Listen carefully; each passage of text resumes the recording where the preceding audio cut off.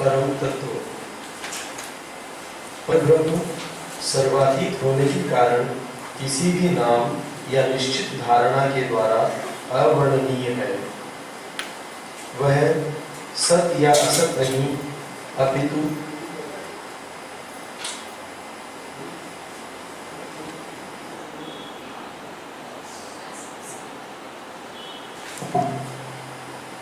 वह सत या असत नहीं, अपितु वह ऐसा कुछ है जिसके सत और असत प्राथमिक प्रतीक है। वह आत्मा या अनात्मा या माया नहीं है, न व्यक्तित्व या निर्व्यक्तित्व, न सगुण या निर्गुण, न चेतना या निश्चेतना, न आनंद या निरानंद, न पुरुष या प्रकृति, न देवता न मनुष्य न पशु है, न मुक्ति न बंधन है, अपितु ऐसा कुछ है जिसके ये सब प्राथमिक या अप्रधान, सामान्य या विशिष्ट प्रतीक हैं। फिर भी जब हम यह कहते हैं कि परब्रह्म यह या वह नहीं है, तब हमारा आशय होता है कि अपने सार तत्व में वह इस या उस प्रतीक या प्रतीकों के किसी भी समूह से सीमित नहीं हो सकता। एक अर्थ में परब्रह्म ही यह सब कुछ इदम सर्वम है, तथा यह सब कुछ परब्रह्म ही है। सर्वम खलविदं ब्रह्म, यह सब कुछ और दूसरा कुछ नहीं हो सकता है। परब्रह्म परम तत्व होने के कारण तर्क का विषय नहीं है, क्योंकि तर्क केवल परिसीमित पर ही लागू होता है। यदि हम यह कहें कि परम तत्व परिसीमित को अभिव्यक्त नहीं कर सकता और इसलिए जगत मिथ्या या असत है, तो हम एक असंगत बात ही कहते हैं। परम तत्व का स्वभाव ही ऐसा है कि हम यह नहीं जानते कि वह क्या है या क्या नहीं है, वह क्या कर सकता है या क्या नहीं कर सकता। हमारे पास यह मान लेने के लिए कोई कारण नहीं है कि कोई ऐसी भी चीज है जिसे वह नहीं कर सकता, या यह कि उसकी सर्वाधिकता किसी प्रकार की असमर्थता से परिसीमित है। हम आध्यात्मिक रूप से यह अनुभव प्राप्त करते हैं कि जब हम अन्य सभी चीजों से परे चले जाते हैं, तब हम किसी परम सत्ता तक पहुंचते हैं।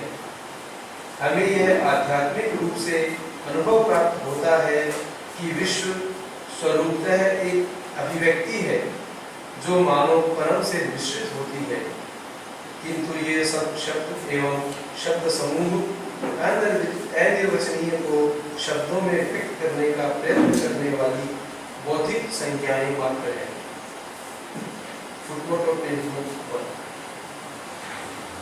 चूंकि भगवान अदम्य रूप से महान है, अतः वह बलहीनता को अंगीकार कर सकता है। चूंकि वह नित्य पवित्र है, इसलिए वह बिना हानि उठाए पापाचरण में भी संलग्न हो सकता है। चूंकि वह समस्त आनंद का शाश्वत भोक्ता है, इसलिए वह दुख के आनंद का भी आस्वादन करता है। चूंकि वह नित्य ही बुद्धिमान है, इसलिए उसने स्वयं को मूढ़ता से भी वर्जित किए रखा है।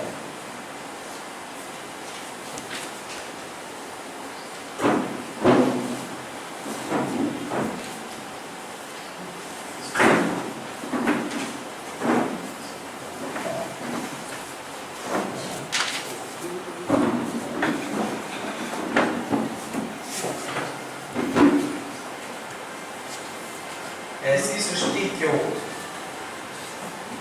यह ब्रह्मांड परम तत्व का एक स्थूल रूप है। मानव की स्वयं को देखने के लिए, जीने के लिए और जानने के लिए उसने अपने से पृथक यह रूप धारण किया हो, जिससे कि एक ऐसा अस्तित्व और एक ऐसी चेतना हो सके जो उसे अपने उद्गम के रूप में पहचानने और अभिव्यक्त करने के लिए सचेतन रूप से उससे ऐक्य स्थापित करने में सक्षम हो। इस सृष्टि के अस्तित्व का और कोई कारण नहीं है, पृथ्वी वैश्व जीवन का एक तरह का प्रतीकात्मक संक्षिप्तीकरण, एक छोटा संस्करण, एक घनीभूतीकरण है, ताकि क्रम विकास का कार्य और उसका अनुसरण अपेक्षाकृत सुगम हो सके। और यदि हम पृथ्वी का इतिहास देखें तो हम समझ सकते हैं कि ब्रह्मांड क्यों रचा गया है। सनातन संभूति में परम ही अपने आप के प्रति सज्ञान हो रहा है और लक्ष्य है अभिव्यक्ति में सृष्टि का सृष्टा से मिलन, एक ऐसा मिलन जो सचेतन, स्वैच्छिक व स्वतंत्र हो। यही है प्रकृति का रहस्य। प्रकृति कार्यकारिणी शक्ति है, यह ही वह है जो कार्य करती है। किंतु एक प्रश्न जो स्वभावतः ही मन में उठता है वह है कि ब्रह्म जो पूर्ण निरपेक्ष अनंत है, जिसे किसी चीज की आवश्यकता नहीं, कोई कामना नहीं, वह आखिर क्यों अपने अंदर रूपों के इन जगतों का निर्माण करने के लिए चेतना की शक्ति को प्रक्षिप्त करता है? क्योंकि हमने इस समाधान को तो एक ओर रख दिया है कि वह अपनी ही शक्ति के स्वभाव से सृजन करने के लिए बाधित है, अपनी कृति और रूपायन के सामर्थ्य के कारण रूपों में विचरने के लिए विवश है। यह सच है कि उसमें यह सामर्थ्य है, किंतु वह उससे सीमित, बंधा हुआ या विवश नहीं है, बल्कि वह स्वतंत्र है। तब यदि गति करने या अनंत काल तक स्थिर रहने, अपने आप को रूपों में प्रक्षिप्त करने या रूपायन के सामर्थ्य को अपने अंदर ही बनाए रखने के लिए स्वतंत्र होते हुए भी वह अपनी गति और रूपायन की शक्ति में लिप्त है, तो बस एक ही कारण हो सकता है, वह है आनंद। इस अवधारणा से कि जीवन के सभी संवेदन सकारात्मक, नकारात्मक या तटस्थ इस अविच्छेद्य अंतर्निहित आनंद की बाहरी या सतही अनुभूति है, उस असीम अगाध की लहरें और फेन है, हम सृष्टि के प्रयोजन की समस्या का सच्चा समाधान पाते हैं। वस्तुओं की आत्मा एक अनंत अविभाज्य सत्ता है और उस सत्ता का मौलिक स्वभाव या सामर्थ्य आत्म सचेतन सत्ता की एक असीम अक्षय शक्ति है, और फिर उस आत्म सचेतनता का निजी स्वभाव या स्वयं अपना ज्ञान सत्ता का एक असीम अविच्छेद्य आनंद है। यह आत्म सत्ता रूपहीनता तथा सभी रूपों में अनंत और अविभाज्य सत्ता की शाश्वत अभिज्ञता में और शांत विभाजन की नाना रूप प्रतीतियों में अपने आत्मानंद को सतत रूप से बनाए रखती है। परंतु आत्मा और वस्तुओं के प्रति हमारे साधारण दृष्टिकोण के लिए, जो केवल सतहों के प्रति सचेतन और उन्हीं पर विचरण करता है, यह अप्रत्यक्ष, गूढ़ और अवचेतन रहता है। और जैसे यह सब रूपों में है, उसी तरह सब अनुभूतियों में भी रहता है, चाहे वे सुखद हों या दुखद अथवा उदासीन। वहाँ भी अप्रत्यक्ष, गूढ़ और अवचेतन रहकर भी यही है वह जो वस्तुओं को अस्तित्व में रहने में सक्षम बनाता है और बाध्य करता है। यही रूप जगत को उसके आत्मविकास के सभी चरणों में सहारा देता है, और यही जीवन के साथ उसके चिपके रहने का व बने रहने की उस अति प्रबल इच्छा का कारण है, जो अपने आप को प्राण में आत्म संरक्षण की सहज वृत्ति के, भौतिक में जड़त्व की अविनश्वरता के और मन में अमरता के भाव के रूप में प्रकट करता है। आनंद ही अस्तित्व है, आनंद ही सृष्टि का रहस्य है, आनंद ही जन्म का मूल है, आनंद ही जीवन में बने रहने का कारण है, आनंद ही जन्म का अंत है, और वह ही है जिसमें सृजन समाप्त होता है। उपनिषद का कहना है, आनंद से ही समस्त जीव जन्म लेते हैं, आनंद से ही जीवित रहते और बढ़ते हैं तथा आनंद की ओर ही प्रयाण कर जाते हैं। इस वैश्व चक्र का उद्देश्य यह नहीं है कि हम जितना हो सके उतना शीघ्र उन स्वर्गों में जहाँ पूर्ण प्रकाश और आनंद शाश्वत है, अथवा अतिवैश्व आनंद में लौट जाए, न ही महज अज्ञान के लंबे असंतोषजनक बंधे क्रम में ज्ञान की खोज हेतु केवल प्रयोजनहीन चक्कर लगाए जाए और कभी उसे पूर्ण रूप से न पाए, क्योंकि उस अवस्था में अज्ञान या तो सर्वचेतन की एक न समझी जा सके ऐसी भूल होगी, या फिर दुखद और उद्देश्यहीन तथा समान रूप से वैसी ही अपरिहार्यता, अपितु इसका उद्देश्य है वैश्वातीत से भिन्न अवस्थाओं में वैश्व सत्ता में अंतरात्मा के आनंद को अनुभव करना और मूर्तिमान जड़ सत्ता की अवस्थाओं द्वारा प्रस्तुत प्रतिरोधों में भी आनंद और प्रकाश के स्वरूप को पाना, और इस हेतु संघर्षरत आत्म अन्वेषण के आनंद की ओर अग्रसर होना। यही मानव शरीर में अंतरात्मा के जन्म का और अपने कालचक्रों के क्रम में मानव जाति के श्रम का सच्चा प्रयोजन प्रतीत होता है। अज्ञान एक आवश्यक यद्यपि एक गौण तत्व है, जिसे वैश्व ज्ञान ने अपने ऊपर अध्यारोपित कर लिया है, ताकि वह कार्य संभव हो सके, जो कि बड़ी भूल या पतन नहीं, अपितु सह उद्देश्य अवतरण है, कोई अभिशाप नहीं वरन दिव्य अवसर है। सर्व आनंद को पाना और उसे उसकी बहुविधता के तीव्र सार रूप में मूर्तिमान करना, ऐसे अनंत सत्य की संभावना को प्राप्त करना जिसे अन्य अवस्थाओं में नहीं पाया जा सकता। जड़ पदार्थ में से भगवान के मंदिर का निर्माण करना ही वह कार्य प्रतीत होता है जो जड़ भौतिक विश्व में जन्मी आत्मा को सौंपा गया है। जो कुछ मैं अभी नहीं कर सकता वह भविष्य में जो कुछ मैं अभी नहीं कर सकता वह भविष्य में मैं जो करूंगा उसका सूचक है। असंभावना का भान ही समस्त संभावनाओं का आरंभ है। चूंकि यह भौतिक विश्व एक विरोधाभास एवं एक असंभवता था, इसीलिए शाश्वत प्रभु ने अपनी सत्ता में से इसको प्रकट किया है।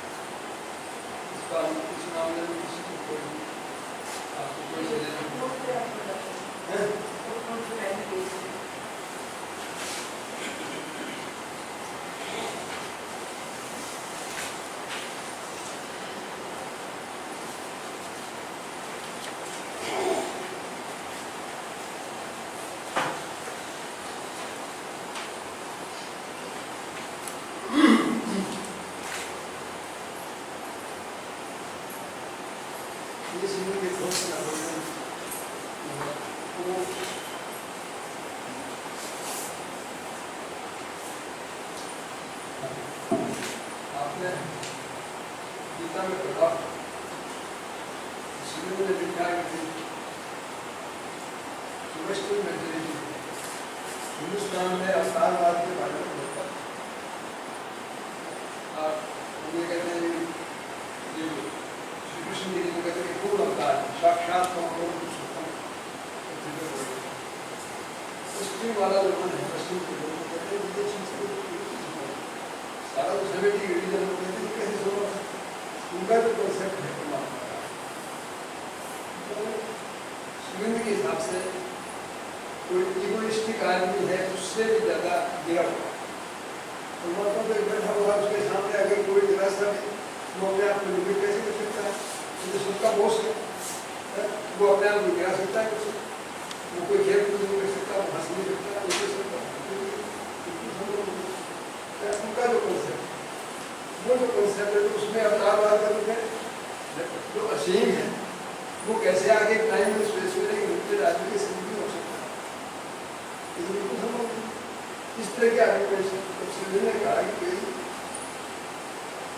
ये वेदांत आपका आंसर सकता है कि सारा ब्रह्मांड प्रकट इसलिए हुआ है कि डिवाइन एंड लिमिटेड हिमसेल्फ, अगर भगवान अपने आप को सीमा में नहीं बांध देते तो कहाँ से सारा कि कुछ आ जाता असीम था, तो ये उसको कॉन्ट्राडिक्ट कर रहे हैं। बेसिकली कोई भी चीज मैनिफेस्ट हो रही है तो वो कोई भगवान का सेल्फ लिमिटेशन है, और उसको आप कैसे बात कर सकते हो, कोई ये नहीं कर सकता, वो नहीं कर सकता, एकदम तो आप कह रहे हो ये लोग नहीं हो गई, और फिर आप उसको कहते हो कोई ये नहीं कर सकता, वो बाउंड है, आप जिसको नॉलेज समझते हो उससे बाउंड है, आप जिसको पावर समझते हो उससे बाउंड है। इसलिए कुछ चीज नहीं थी, किसी लोगों ने कहा कि आप जिनको आपने कहा है कि never succeeded in themselves, वो अवतार कैसे हो सकते हैं? But egoistic conception of divine career, he is not bound to succeed in all he does. If failure suits him better than success, why should he not fail? ये क्या मनुष्य के कंसेप्ट आप प्रकार का बताना है? ये जो सारे कंसेप्ट, ये सारे शुरू में कोर्स का प्रयोजन है कि भाई आप भगवान क्या है या क्या नहीं है, क्या सही है, तो वो साक्षात हमारा वेदांत ये कहता है कि आपके अंदर जो परमात्मा है, आपके अंदर जो उनकी प्रेजेंस है वो पूरी की पूरी डिवाइडेड। ऐसा नहीं है कि एक सांप में एक वहाँ एक चींटी में भी इतना ही है जितना सारे ब्रह्मांड में उससे पड़े न कमती है देसी को पूरा का पूरा होता है हर जगह। ये वेदांत का ये सारी बातें समझ जाते हैं, ये सारी बातें जो मानसिक लिमिटेशंस हैं जिसमें आदमी अपने आप को बांध देता है।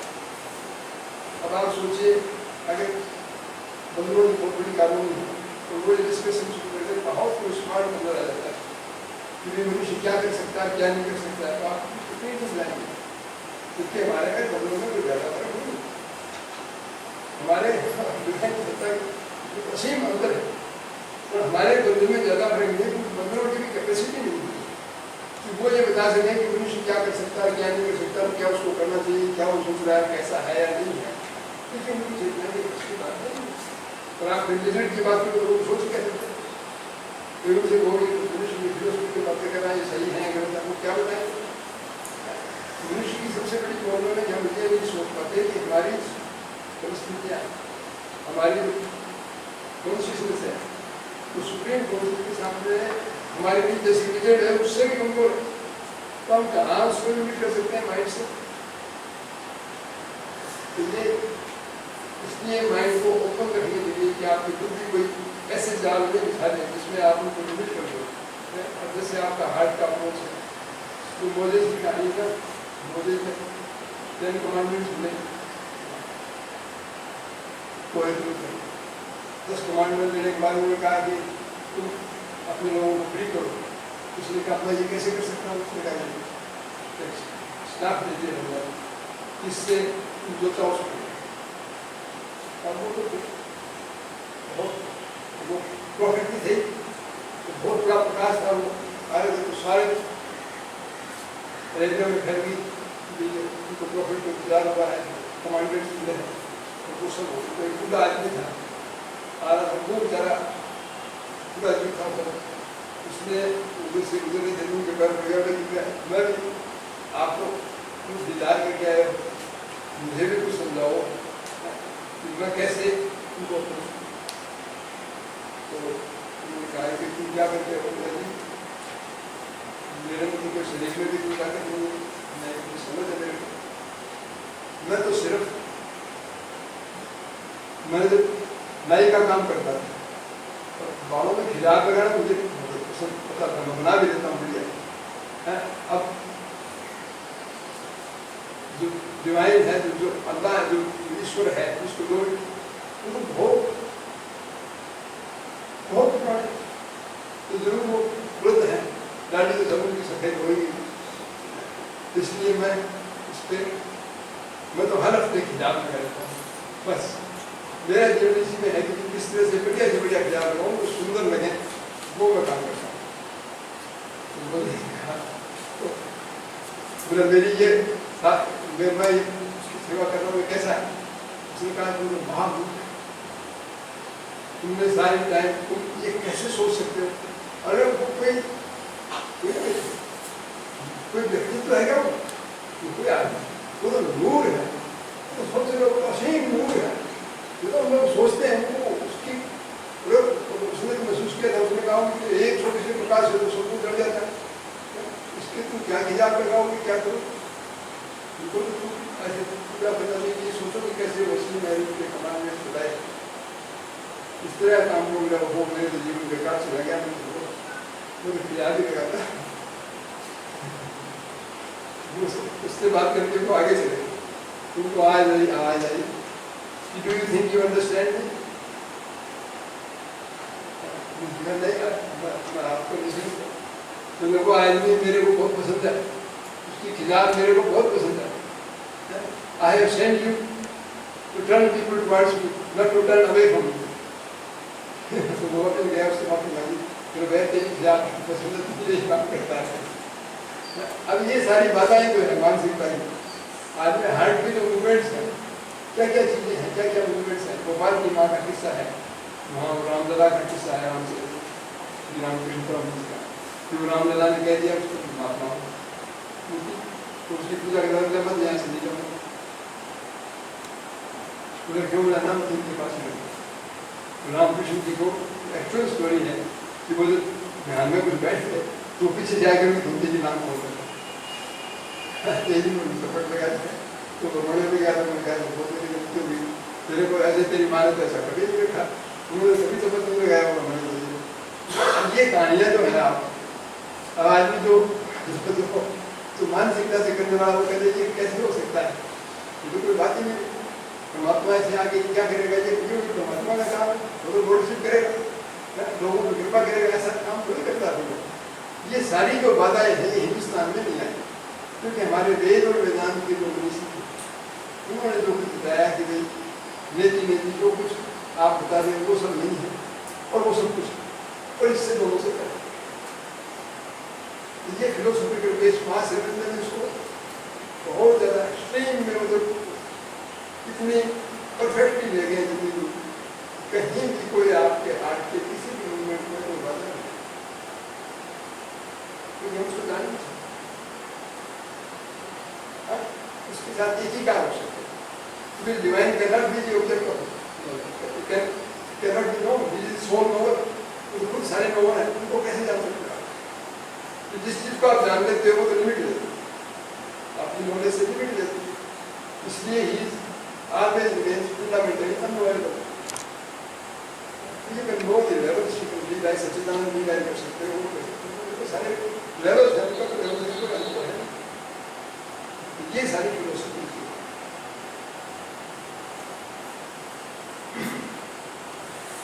ये सारे कोटेशन इसीलिए हैं कि ये ना डिजिटल लाइफ में मूर्खता से कोई परे नहीं है, वरना तो इतनी मूर्खता यूनिवर्सिटी में भेज उपयोग के काम वाली देर को उन्हें तुम्हारा है कि लिखा तो वो डायरेक्टली दे को कमेंट और पूछ लो कि ये यूनिवर्सल ह्यूमन ब्रेन अगर तो उनको पसंद नहीं होती तो हम लोगों को एक यूनिवर्स आती कहाँ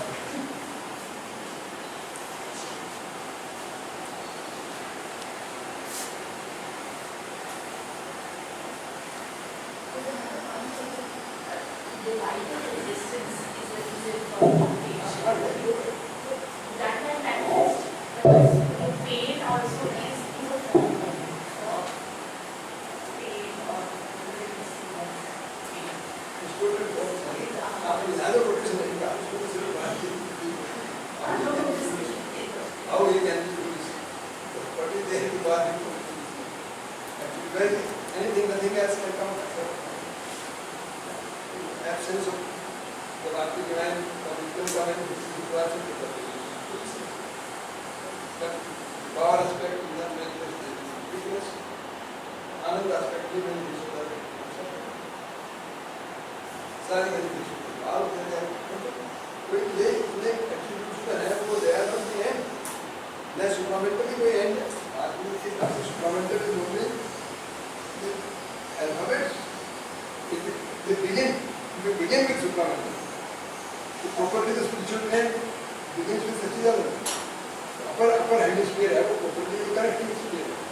upper hemisphere of Satchidananda है वो begin करता है supramental से you begin तो वो मनुष्य के कोष के वाली कल्पना के भी बारे आप बनाएंगे हृदय से आप उनके संपर्क कभी कोई कहीं भी he not bound by anything, he can manifest